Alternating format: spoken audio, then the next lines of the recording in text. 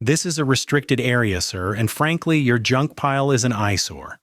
We had it removed for the good of the community."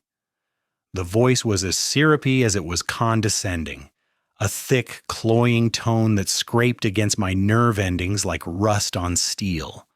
I turned slowly from the raw, splintered wound in the earth where my cabin had stood for 30 years. Before me was a woman who seemed poured into a pastel pink tracksuit, her face a mask of smug satisfaction. She was plus size, with a helmet of sprayed blonde hair that looked like it could deflect small arms fire, and she held a clipboard like a scepter. This had to be Karen, the new HOA president my tenants had mentioned in passing emails. The air, thick with the scent of pine and freshly turned dirt, was now poisoned with her cheap perfume. My cabin, the one I'd built with my father, the one where my daughter took her first steps, the one that held the lingering scent of my late wife's favorite wood polish, was gone. In its place was a scar of mud, tire tracks, and the pathetic remnants of a foundation, a few splintered 2x4s sticking up like broken bones. The demolition crew had been thorough. "My junk pile," I repeated, my voice dangerously quiet. I could feel the old training kicking in, the practiced calm that settles over you in the moments before everything goes sideways. My heart rate was a steady, heavy drum, not a frantic flutter. That was my home. Karen gave a theatrical sigh, a puff of air that conveyed immense boredom with my trivial concerns. "It was an unapproved structure according to our records, and you were delinquent on your HOA fees for 6 months. We sent numerous notices. When you failed to respond, the board voted to enforce the bylaws and remove the violation. It's all very standard." She tapped the clipboard with a perfectly manicured nail. The sound was like a cricket chirping in the sudden ringing silence of the forest. I felt a cold, clean anger crystallize in my gut, not the hot, messy rage that leads to mistakes, but the focused, diamond-hard fury of a man who has seen true chaos and knows how to navigate it. I'd been away for 18 months, a private security contract in a part of the world where disputes were settled with things far louder than clipboards. I'd come back for peace, for the quiet lapping of the lake against the shore, for the familiar comfort of my own handiwork. Instead, I'd come back to this, to her. "What fees?" I asked, keeping my gaze locked on hers. "The fees for being a member of the Lakeside Meadows Homeowners Association," she said, enunciating each syllable as if I were a particularly slow child. "Fees that pay for my time, for community upkeep, for ensuring that property values are maintained by removing dilapidated structures, like yours." She made a dismissive gesture toward the wreckage. That's when the absurdity of it all hit me with the force of a physical blow. The sheer, unmitigated gall. I started to laugh. It wasn't a happy sound. It was rough, rusty, torn from a place of profound disbelief. Karen's smile faltered. "What's so funny?" she snapped, her composure cracking. "You think the destruction of your property is a joke?" I took a step toward her, and for the first time she seemed to register my size, the coiled stillness in my posture. The pink tracksuit suddenly looked a lot less intimidating. "I'm laughing," I said, the humor gone from my voice, replaced by something flat and cold as the lake in winter. "Because you seem to have a fundamental misunderstanding of the situation. You see, the Lakeside Meadows HOA, which you preside over with such diligence, it only covers the 50 residential lots on the west side of the access road." I pointed a thumb over my shoulder toward the sprawling marina, the docks, the boat launch, the commercial building with the ship's store and rental office. "Everything on this side of the road? The marina, the launch, the shoreline, and the 10 acres of woodland this cabin was sitting on? That isn't part of your little kingdom, Karen. It's all private commercial property." Her face went blank, the smugness replaced by a flicker of confusion. "And I know this," I finished, letting the words hang in the air between us, heavy and sharp as an anchor, "because I own it. All of it. You didn't just demolish a cabin, you came onto my land with my permission to use the access road I graciously allow your residents to use, and you destroyed my house. You haven't started a war with a delinquent homeowner, Karen. You've started one with the man who owns the entire damn lake." The shock on her face was a thing of beauty, a perfect tableau of dawning horror. It was the most satisfying thing I had seen in a very long time, but it was just the appetizer. The main course was yet to come. If you've ever had to deal with a power-tripping HOA board or a neighborhood tyrant who thinks they own the world, hit that subscribe button right now. Let me know in the comments where you're watching from and share your own HOA nightmare story, because you are not going to want to miss how this ends. Now back to how it all began. 20 years ago, after my second tour, I sank every penny I had into a massive, neglected parcel of land surrounding pristine Lake Cypress. It was anchored by a defunct marina and a lot of overgrown timberland. My father and I, both of us Navy men with a love for building things that last, saw the potential.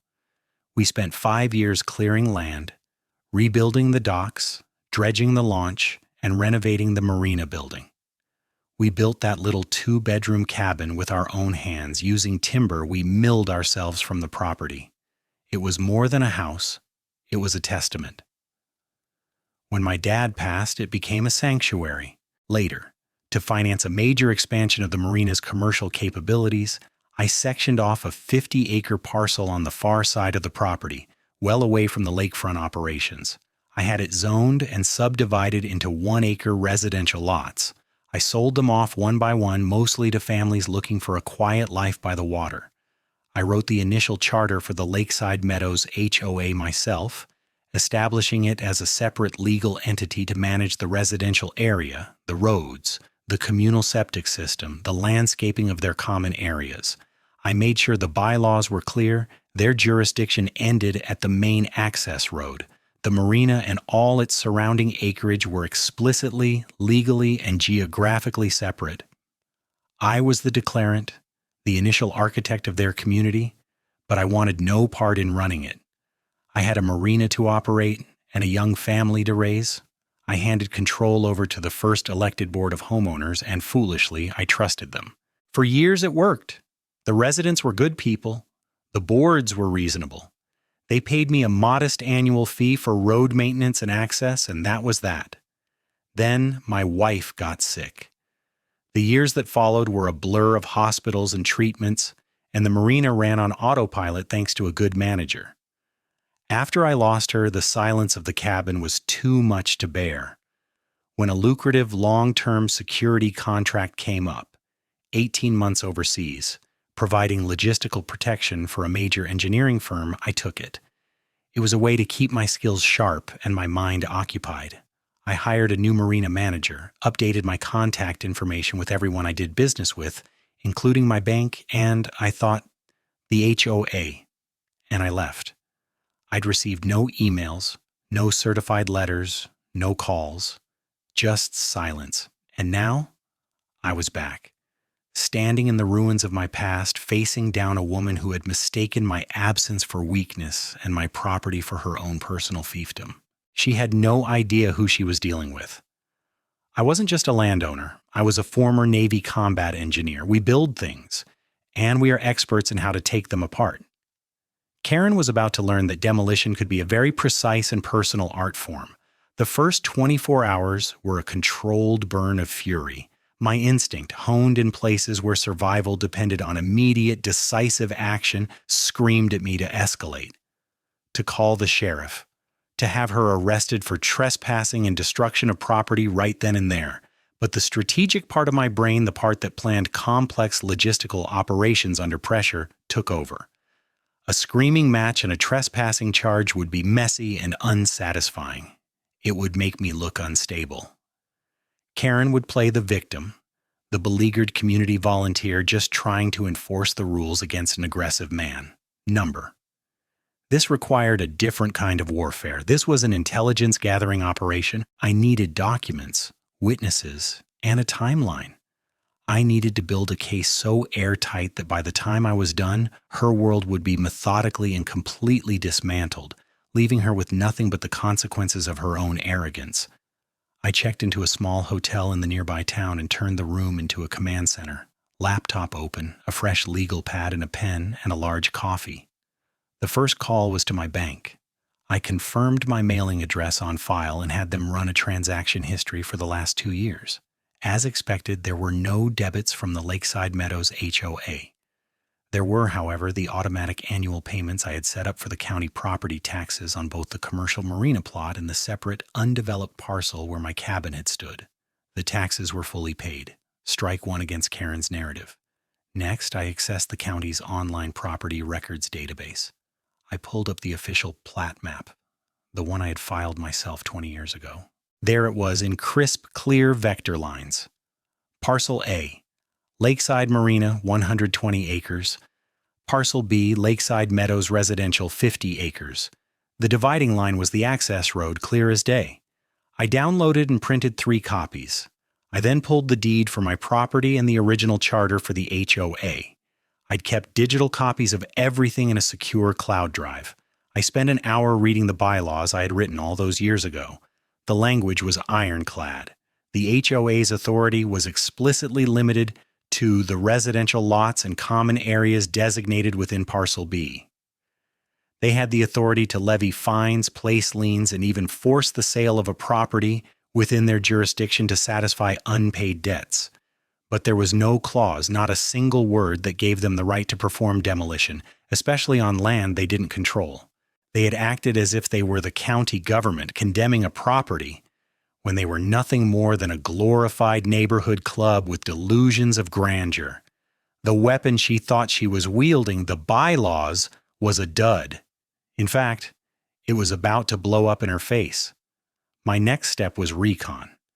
I drove back to Lakeside Meadows, parking not near the ruins of my cabin, but on one of the residential streets. The neighborhood was quiet, the lawns manicured to within an inch of their life. Too manicured. I saw a man get out of his car and immediately start pulling a few tiny weeds from a flower bed, casting a nervous glance down the street as he did. The atmosphere was thick with a kind of pristine tension. I spotted an older gentleman watering his roses, his back ramrod straight. He wore a faded navy ball cap. I got out of my truck and walked over, keeping my hands visible and my posture non-threatening. "Afternoon," I said. "Beautiful roses." He turned, and his eyes, a pale, watery blue, widened slightly in recognition. "Jack? Jack Callahan? Son of a gun. I thought that was your truck. It's Arthur Mills. We met a few times years ago when you were first selling these lots." I remembered him, a retired Master Chief. Quiet, solid, no nonsense. We shook hands. His grip was firm. "Good to see you, Arthur. Wish it were under better circumstances." His face clouded over. He glanced around, then lowered his voice. "I heard what happened. About the cabin. It's a damn crime is what it is. We saw the bulldozer come through. Most of us didn't know what was happening until it was too late." "Did the board vote on it?" I asked, keeping my tone even. "Did you see any notice?" Arthur snorted, a bitter little sound. "Notice. That's a good one. Karen holds these emergency board meetings with her 2 cronies, Brenda and Joyce. They pass whatever she wants. They post a notice on the community corkboard for about an hour, then take it down. Fulfills the public notice requirement, she says. Most of us found out about the demolition vote after the fact. She claimed you were 6 months behind on a $200 a month fee and that the cabin was a dilapidated fire hazard. Said she was protecting our property values. $200 a month? For what? My property wasn't even part of the association. It was pure fabrication. What about the other homeowners, Arthur? Are they all okay with this? He shook his head, his lips a thin, grim line. Scared. Last year, the Millers down the street were fined $500 because their kid's tricycle was visible from the road. The Garcias got a lien put on their house for having the wrong shade of white on their trim. She's got people so wound up they're afraid to breathe wrong. Anyone who speaks up at a meeting gets shouted down by her and her little clique. She's a bully, Jack. A real piece of work. She bankrupted the last family that tried to fight her on a fence issue. He pointed with his hose toward a nearby house with a for sale sign in the yard. This was the pattern of abuse I was looking for. This wasn't a one-time overreach. It was a reign of terror in miniature. I looked at Arthur, at the deep lines of frustration etched around his eyes. "She told me she sent me notices," I said. "I never received anything." "She told the board she sent them by certified mail and they came back unclaimed," he said, his eyes narrowing. "She held them up at the meeting, said it was proof you'd abandoned the property." The final piece of the puzzle clicked into place. Fraud. She didn't just twist the rules, she manufactured evidence. She was either incredibly stupid or so drunk on her minor power that she thought she was untouchable. Either way, she had just handed me the shovel to dig her own grave. "Arthur," I said, my voice low and steady, "this is going to stop. I'm going to stop it. But I'll need help. I'll need people who are willing to speak up when the time comes." Arthur looked from me to the wreckage across the road, then back. He straightened his shoulders, the old Master Chief posture returning. "You just tell me what you need, son. You just tell me what you need." My hotel room was no longer just a command center. It had become a war room. The plat maps were taped to the wall, marked up with red Sharpie. Stacks of documents grew on the desk. But my most important asset wasn't paper. It was people. The next morning I called Sarah Jenkins, the lawyer who had handled the legal work for the original land subdivision. Sarah was sharp, a piranha in a pantsuit who lived for complex property law and eviscerating smug opponents in depositions. When I told her the story, there was a long silence on the other end of the line. It wasn't a silence of confusion, but of pure, unadulterated professional glee. "Oh, this is beautiful, Jack," she finally said, her voice practically purring. "This is the kind of spectacular, hubristic overreach lawyers dream about. It's not just a simple tort, it's breach of contract, destruction of private property, fraud, and a flagrant violation of the Davis-Sterling Act, even if she did it outside her jurisdiction. The personal liability here is staggering." "I want to dismantle the whole operation, Sarah," I said, pacing the length of the small room. "I don't just want damages for the cabin. I want Karen removed, I want the board held accountable, and I want protections put in place so this never happens again to anyone in that community." "That's the spirit," she chirped. "First things first. We need to formalize everything you've found. I'll draft an official letter of demand to the HOA and to Karen personally. We'll outline the illegal demolition, cite the specific property laws she's broken, and include a preliminary demand for damages.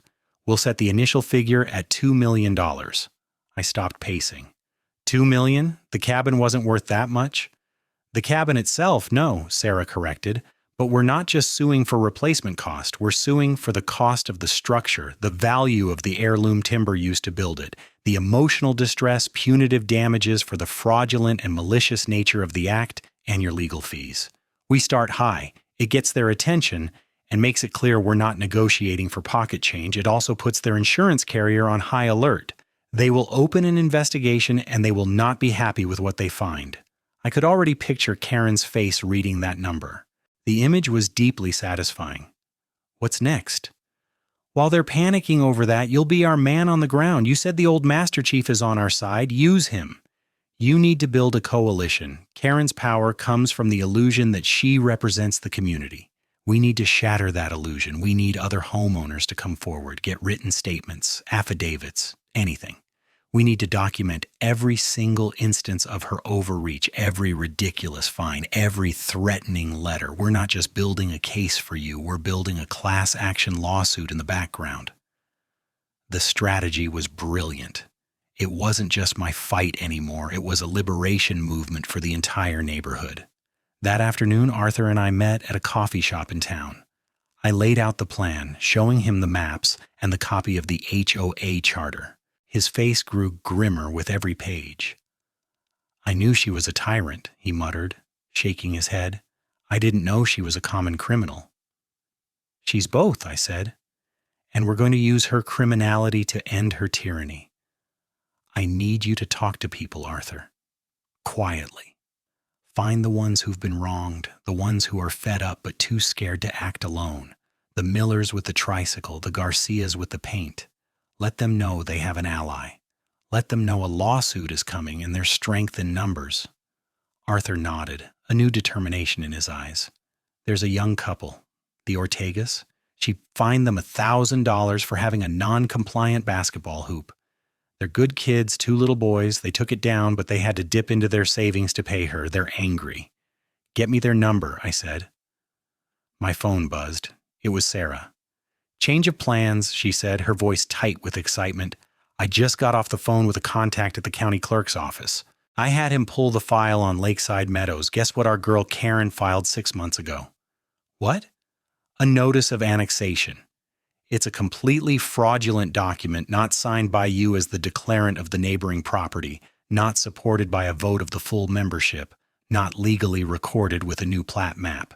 It's just a form she filled out herself and had notarized by her friend Brenda, claiming your parcel was being voluntarily absorbed into the HOA. It's the legal basis she used for the demolition. I felt a surge of adrenaline. This was the smoking gun, a forged legal document. She's not just stupid, Jack, Sarah said. She's a felon. Forgery of a public record is a serious crime. We've got her. Oh, we have got her. The pieces were all falling into place. Karen hadn't just bent the rules. She had committed multiple felonies in her desperate quest for control. She had built her entire kingdom on a foundation of lies and forged paper. And I was about to yank the cornerstone out and watch the whole thing come crashing down around her. I spent the next few days meeting with the residents Arthur had identified. I met the Ortegas in their living room, their 2 young sons watching cartoons in the corner. Mr. Ortega, a high school science teacher, showed me the violation notice. It was printed on official-looking HOA letterhead, citing a rule that didn't even exist in the bylaws. We just paid it, Mrs. Ortega said, her voice trembling slightly. We didn't want any more trouble. We heard what happened to the last family who fought her. You won't be fighting her alone this time, I promised. I met with the Garcias, an older couple who had lived there for 10 years. Karen had forced them to repaint their entire house because the shade of white they'd used was, in her opinion, too creamy. The cost was over $5,000. I recorded their story, collected copies of their paperwork. Each story was another brick in the wall of evidence we were building. Each conversation solidified the growing alliance. The fear that had paralyzed the community was slowly being replaced by a shared, simmering anger. They had been isolated, picked off one by one. Now seeing me, a fellow victim but one with a plan and the resources to fight back, gave them hope. They were starting to realize that the monster who had been terrorizing them was just a woman with a clipboard and a misplaced sense of importance, and her reign was about to come to a very abrupt end. The alliance was growing. Within a week, I had sworn affidavits from 7 different families, each detailing a unique story of Karen's extortion and abuse, complete with copies of fraudulent fines, threatening letters, and illegitimate liens. Arthur had become my de facto lieutenant, his quiet dignity and long-standing presence in the community giving him the credibility to rally the fearful. We organized a clandestine meeting in the back room of the town's VFW hall, a place of wood paneling and stale beer that felt appropriately serious for a council of war. The 7 families were there, along with Arthur and myself. The mood was tense, a mix of hope and deep-seated fear. These were ordinary people, teachers, nurses, small business owners, who had been systematically bullied into submission. I know you're all scared, I began, standing before them with my folder of evidence. You're scared of more fines, of liens, of being forced out of your homes. Karen's power has always been based on making you feel alone. Tonight, you are not alone. I laid it all out for them. The fraudulent annexation document, the bylaws that proved she had no authority over my land, the fact that she had likely committed multiple felonies. I explained Sarah's legal strategy, the massive lawsuit against the HOA and Karen personally, which would protect them from further retaliation. For the first time, they saw a clear path to victory. But what about the cost? Mr. Ortega asked, ever the pragmatist. We can't afford a long legal battle. You don't have to, I assured him. I'm funding this. My lawyer is representing all of our interests. All I need from you is your testimony. Your willingness to stand up and tell your story when the time comes. We're going to file a motion for a temporary restraining order against Karen and the board, preventing them from issuing any more fines or taking any action against any of you while the lawsuit is pending. A wave of relief washed over the room. The financial burden, the biggest weapon Karen had, was off the table. Their only cost was courage.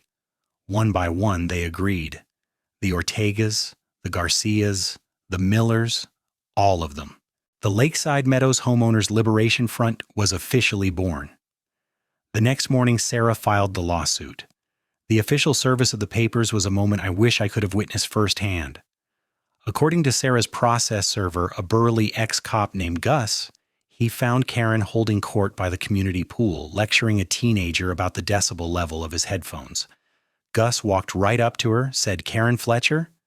And when she confirmed, he handed her the thick stack of legal documents. "You've been served," he announced, his voice booming across the water. He then served her two cronies, Brenda and Joyce, who were flanking her in matching lounge chairs.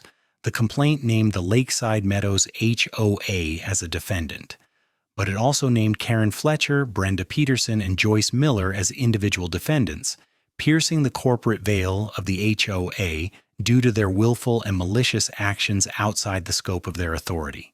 The $2 million demand was on the first page. Gus reported that Karen's face went from pink to a blotchy, furious red. She started sputtering about harassment and frivolous lawsuits, but Gus just tipped his hat and walked away, leaving her standing there with the legal grenade in her hands. The lawsuit was the opening salvo. Now came the siege. Sarah immediately filed a barrage of discovery requests. We demanded every piece of paper the HOA had generated for the past 2 years. All financial statements, bank records, checks, meeting minutes, emails between board members, and every single piece of correspondence related to me and my property. This is a standard legal tactic, but in this case, it was also a trap. We knew their records would either be a complete mess or, even better, they would be doctored. Over the next few weeks, the community held its breath. The temporary restraining order was granted, freezing Karen's ability to levy any new punishments. It was like a great weight had been lifted. Kids were playing in their yards again. Mr. Garcia defiantly put a flamingo on his lawn, a small act of rebellion that brought a smile to my face. Karen and her cronies were uncharacteristically quiet, no doubt scrambling to respond to our legal onslaught. As expected, the documents they finally produced were a joke. The meeting minutes were clearly sanitized, reduced to a few vague sentences.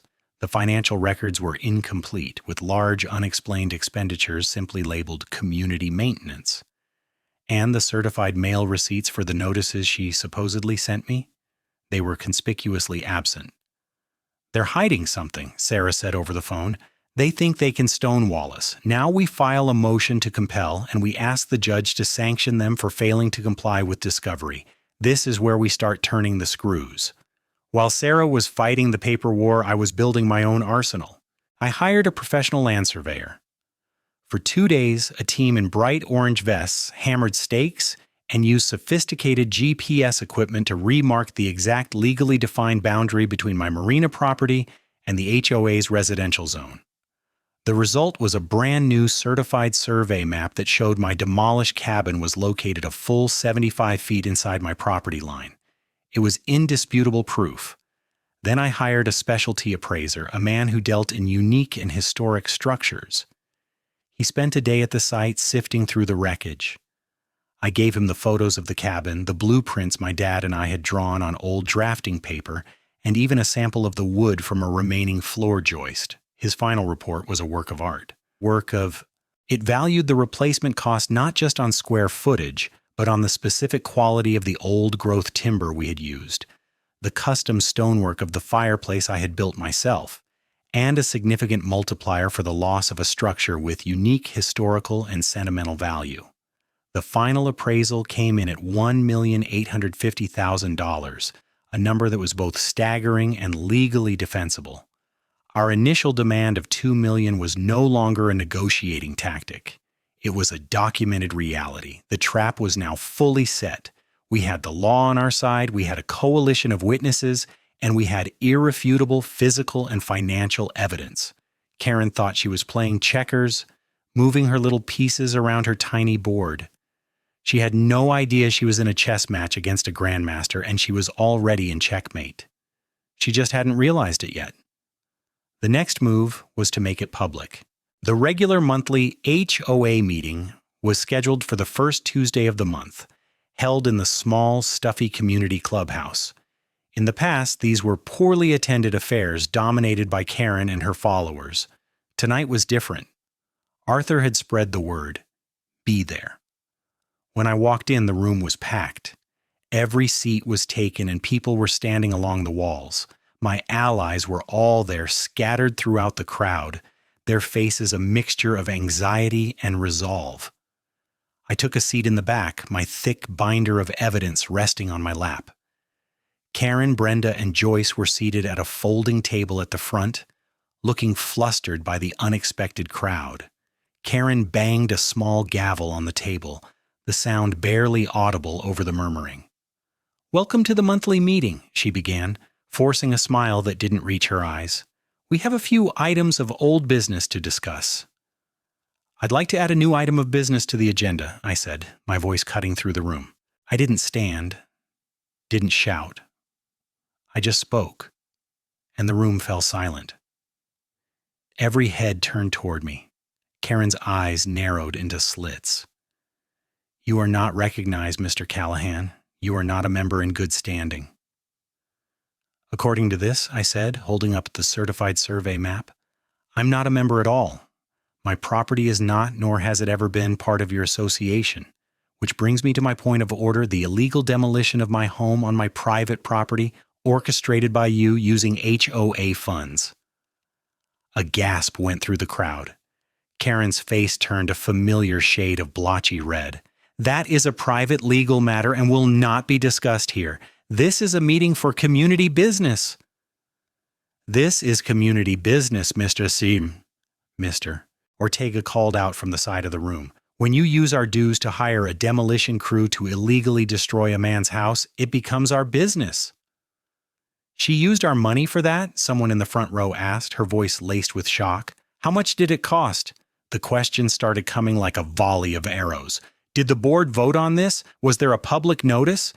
Karen banged her gavel furiously. "Order, order! These are baseless accusations. The board acted in accordance with the bylaws to remove a dilapidated, abandoned structure that was a blight on our community."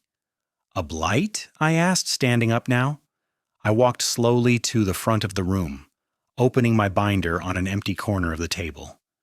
I turned the appraisal report around for everyone to see, the nearly $2 million figure at the bottom in bold print.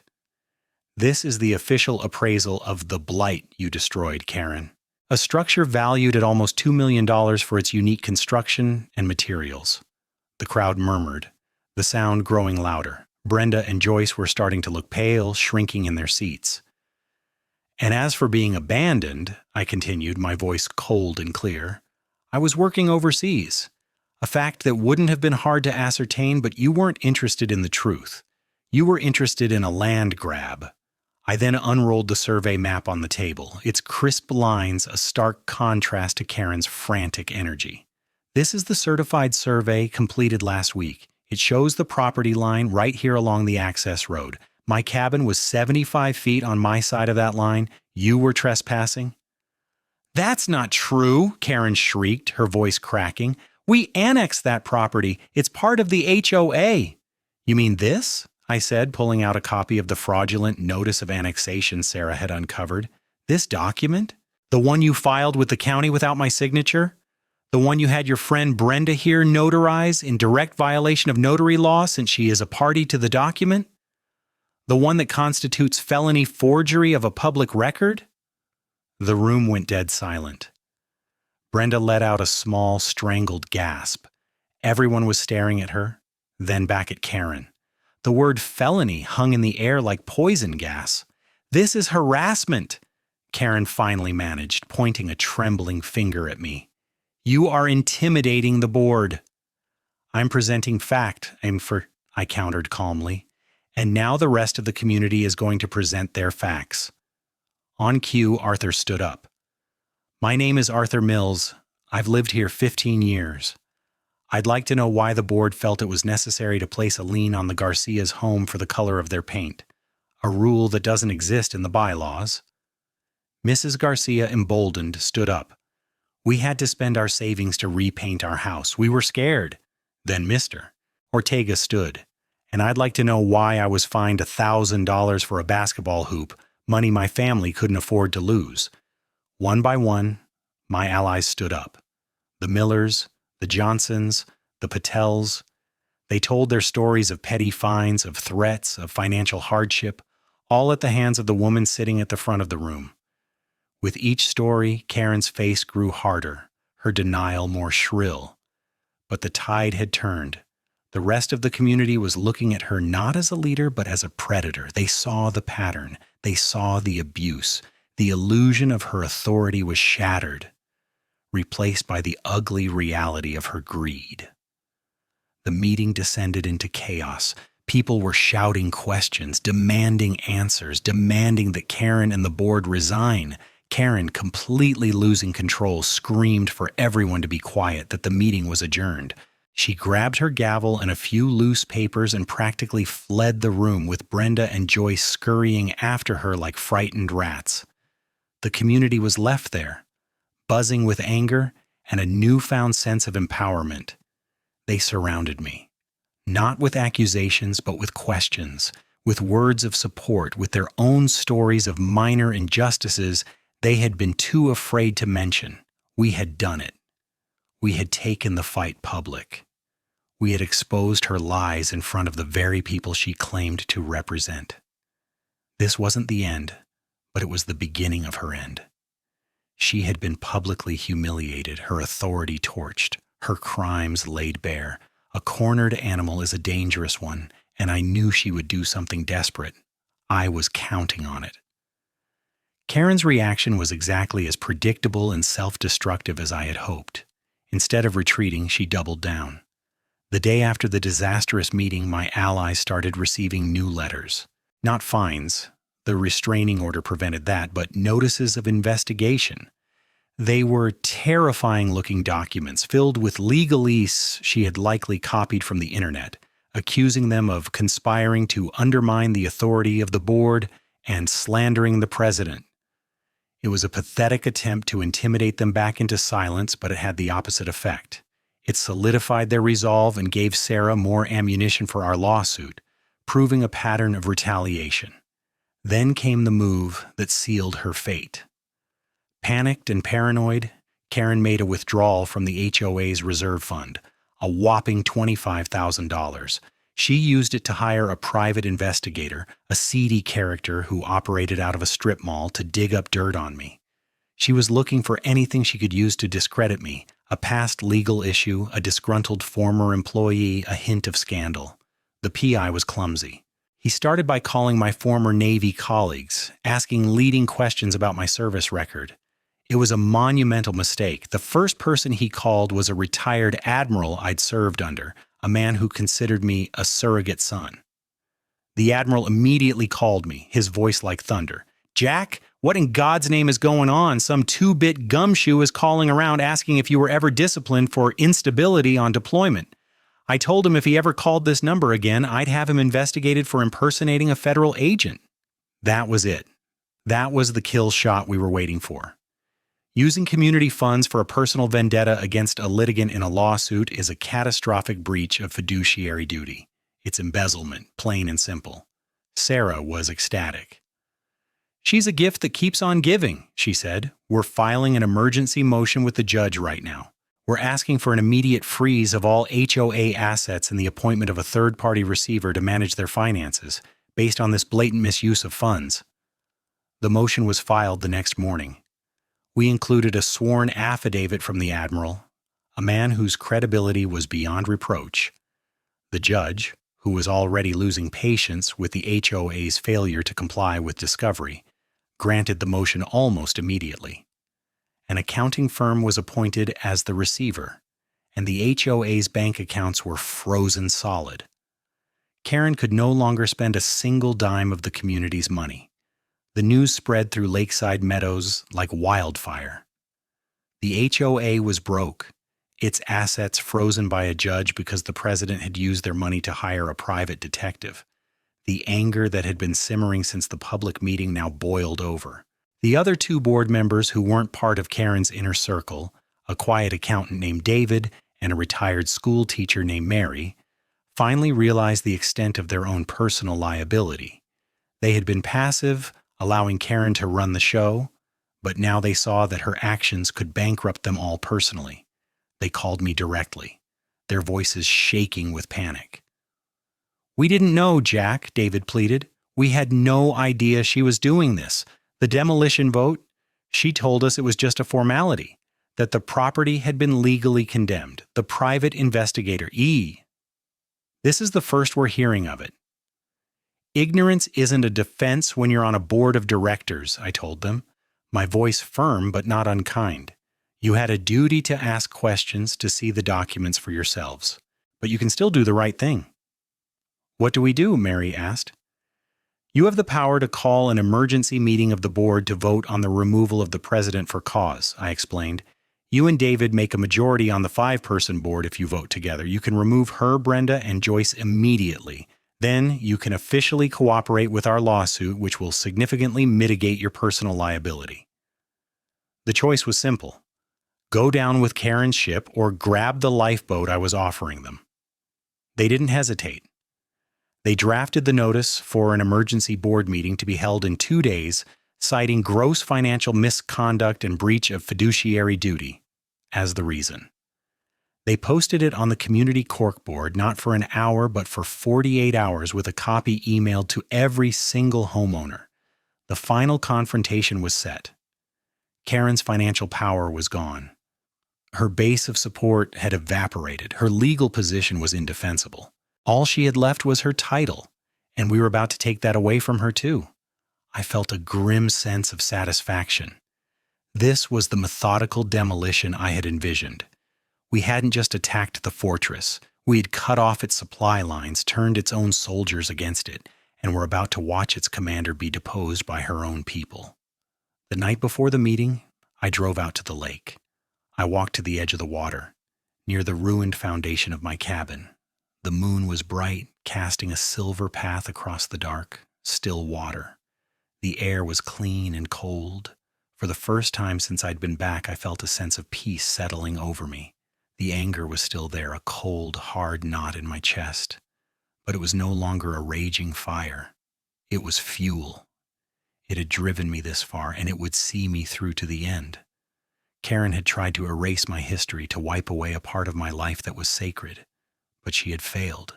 All she had done was awaken a part of me that had been dormant for too long, the part that knew how to fight, how to plan, and how to win. And tomorrow, I would win. The emergency board meeting was less of a meeting and more of a public trial. It was held on the community lawn by the clubhouse, as the building was too small to accommodate the entire neighborhood, every single member of which seemed to be present. The atmosphere was electric. David Chen, the accountant, and Mary Weatherby, the retired teacher, sat at the folding table, their faces grim and determined. Karen, Brenda, and Joyce sat at the other end, isolated and surrounded by a sea of hostile faces. Karen attempted to seize control from the outset, banging a gavel she had brought from home.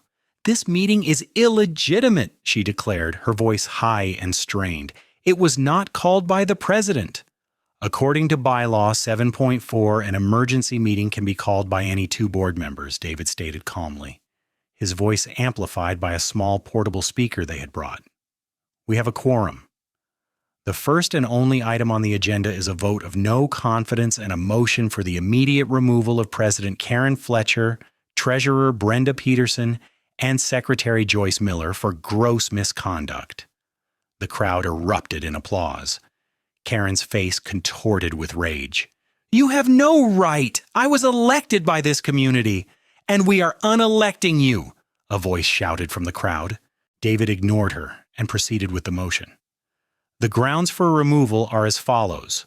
The authorization of a demolition on private property outside of HOA jurisdiction, constituting destruction of property and trespass. The filing of a fraudulent document with the county clerk, constituting felony forgery. The gross misuse of $25,000 from the reserve fund for personal use, namely the hiring of a private investigator to harass a litigant, constituting embezzlement, and a pattern of retaliatory harassment against members of the community. Each charge landed like a physical blow. Brenda was openly weeping now, dabbing her eyes with a tissue. Joyce was staring at her hands, refusing to look at anyone. Only Karen remained defiant, her jaw set, her eyes burning with a hateful fire. "This is a conspiracy," she spat, "led by him." She pointed at me where I stood at the edge of the crowd. I didn't say a word. I didn't have to. David looked out at the assembled homeowners.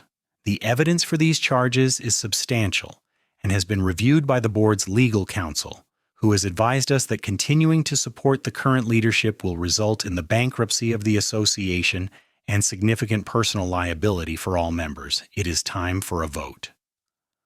All in favor of the motion to remove Karen Fletcher, Brenda Peterson, and Joyce Miller from the board of directors say aye. A deafening roar of "Aye" went up from the crowd. It was a single unified voice of a community reclaiming its power. All opposed? David asked. Silence. Even Karen, in a rare moment of recognizing total defeat, said nothing. "The motion carries," David announced. "Karen, Brenda, Joyce, you are hereby removed from the board, effective immediately. Please turn over all HOA property, including keys, records, and financials, by the end of the day." It was over. The tyrant had been deposed, but I wasn't finished. Later that afternoon, as Karen was sullenly packing a cardboard box with her personal effects from the small HOA office, I walked in. Brenda and Joyce had already fled. It was just the two of us. She looked up, her face puffy and stained with tears of rage. "Come to gloat?" she sneered. "No," I said, my voice quiet. "I've come to give you a final accounting." I stood in the doorway blocking her exit. "My lawyer, Sarah Jenkins, got off the phone with the HOA's insurance carrier an hour ago. They have officially denied the claim for the demolition of my cabin. Their investigation concluded that the act was willful, malicious, and criminal, and therefore not covered under their policy for errors and omissions." The color drained from her face. "What does that mean?" she whispered.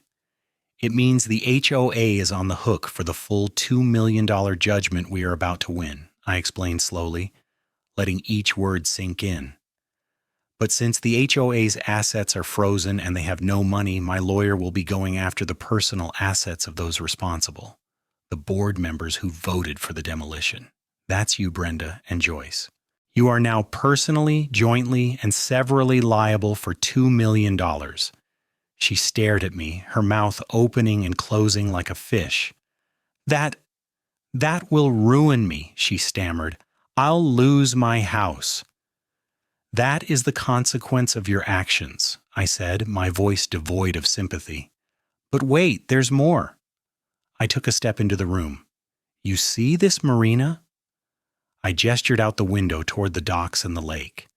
"The main selling point of this entire community, the access to the boat launch, the docks, the lakefront, it's all on my property. For 20 years, I have granted the residents of Lakeside Meadows access via a simple easement agreement. As of this morning, I have instructed my lawyer to file a notice of termination for that easement, citing the HOA's breach of good faith and hostile actions. Effective in 30 days, the gate at the access road will be locked.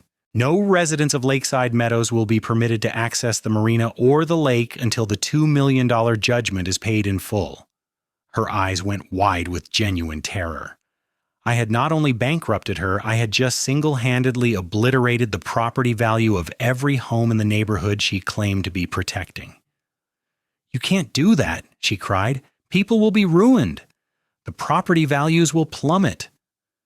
"You should have thought of that," I said, my voice as cold as the bottom of the lake. "Before you decided to demolish my house, you wanted to be a queen, Karen. Well, now you get to be the queen of a kingdom with no castle, no treasury, and no access to the water. You built this. Enjoy it." I turned and walked away, leaving her standing alone in the middle of the room, surrounded by the ruins of her petty empire. There was no shouting, no final struggle, just the quiet, devastating finality of a perfectly executed demolition. Her demolition. The aftermath was a study in contrasts. For Karen, it was a swift and brutal decline. Faced with a $2 million personal judgment and ostracized by the community she once terrorized, her life unraveled. The lawsuit proceeded to a summary judgment, which the judge granted in our favor without hesitation. Citing the mountain of evidence, the court affirmed the damages at just over $1.9 million. Brenda and Joyce, through their lawyers, immediately declared bankruptcy. Karen tried to fight it. She sold her house to pay her legal bills, but it wasn't nearly enough. The last I heard, she was living in a small apartment across town working a retail job, her wages being garnished to pay a tiny fraction of the debt she would carry for the rest of her life. She was a ghost in her own story, a cautionary tale whispered among the residents of Lakeside Meadows.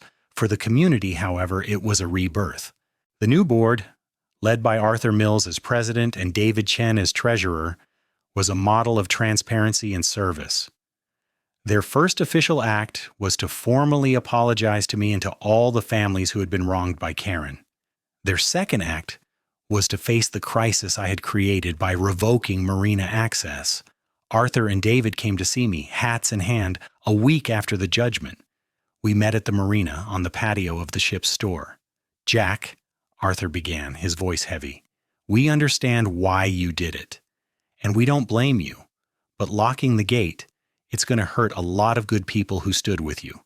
It'll destroy the value of their homes." "I know," I said, "and I have no intention of punishing the entire community for the sins of 3 people. But the judgment stands. A debt is owed." I had discussed this with Sarah at length. My goal was never to bankrupt my neighbors. My goal was justice and restoration. "Here's my proposal," I told them. "I will not enforce the personal judgments against the individual homeowners of Lakeside Meadows. I will, however, place a lien against the HOA itself for the full amount. The HOA will make a structured payment to me with a reasonable interest rate over a period of 15 years. This will require a special assessment on all homeowners, but spread across 50 homes over 15 years, it will be manageable. It will be a constant, tangible reminder of the cost of unchecked power."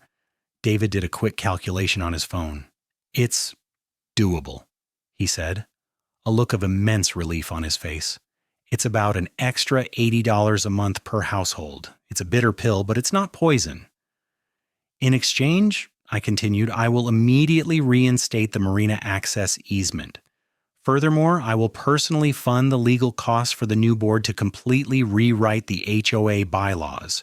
We will put in term limits for board members, strict controls on spending, and a clear, simple process for members to recall the board.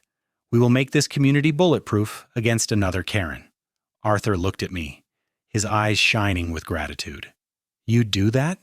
After everything?" "This community is part of my legacy too, Arthur," I said. "I let it fall into darkness by not paying attention. Now I'm helping to turn the lights back on." The agreement was drawn up and signed. The gate remained open. The new bylaws were drafted with Sarah's help and ratified by a unanimous vote of the homeowners. A sense of shared purpose and relief settled over Lakeside Meadows. The oppressive tension was gone, replaced by a quiet neighborliness. The flamingo on Mr. Garcia's lawn was joined by a few others. The Ortega's basketball hoop went back up. The community began to heal. As for me, I started to rebuild. I hired a local architect and a team of skilled craftsmen. We didn't just rebuild the old cabin, we improved upon it. We used the original footprint but expanded the deck, added larger windows overlooking the lake, and used modern, sustainable materials alongside reclaimed timber from the property. The new fireplace was built with stones pulled from the lake itself. Throughout the construction, members of the community would stop by, not to be nosy, but to offer a helping hand, a cold drink, or just to say thank you. Mr. Ortega helped me wire the new sound system. Arthur spent a weekend helping me varnish the new deck. It wasn't just my cabin anymore, it felt like a community project. 6 months later, I stood on the finished deck of my new home, a cup of coffee in my hand, watching the sunrise paint the sky over the calm water. The scent of fresh-cut wood and pine filled the air. My daughter, now in college, was coming to visit for the weekend. The house was no longer a silent sanctuary of the past. It was a living, breathing space, ready for new memories. I looked across the water at my marina, bustling with the morning activity of fishermen and boaters. I looked toward the quiet homes of lakeside meadows where lights were beginning to turn on. I had lost a house, but in the process, a community had found its voice, and I had found a renewed sense of my own place in the world. Justice isn't always about punishment. Sometimes it's about rebuilding something stronger and better from the ashes of what was destroyed. Karen had tried to take my home, but in the end, she had only shown me how to truly build one. And this one I knew was built to last.